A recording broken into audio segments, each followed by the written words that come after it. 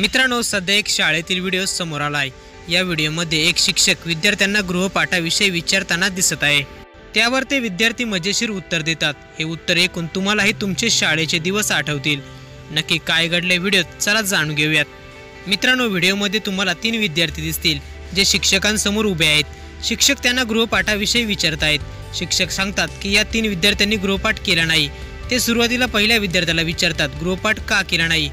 त्यावर पहिला विद्यार्थी म्हणतो की नोटबुक नाही। त्यानंतर दुसरा विद्यार्थी म्हणतो की गृहपाठ केला पण वही घरी राहिली, बॅगेत होती पण बहिणीने वही बाहेर काढली। यानंतर तिसरी विद्यार्थिनी म्हणते की पोटात दुखत होते म्हणून गृहपाठ केला नाही। हा व्हिडिओ पाहून अनेकांना पोट धरून हसायला येईल। काही लोकांना त्यांचे शाळेचे दिवस देखील आठवतील। सध्या हा व्हिडिओ सोशल मीडियावर तुफान व्हायरल होतोय। बोला, होमवर्क कंप्लीट नाही तिघांचा का नाही? हा सांग, तुझं कारण काय? नोटबुक नाही। किती दिवस नोटबुक नाही तुझी?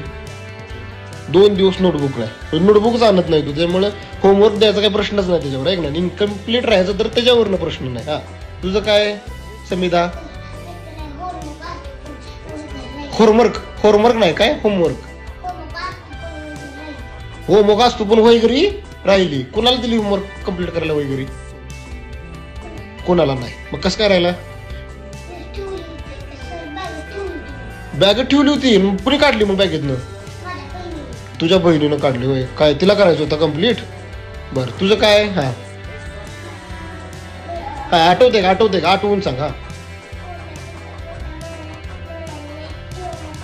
बर, पोटात दुखत होतं।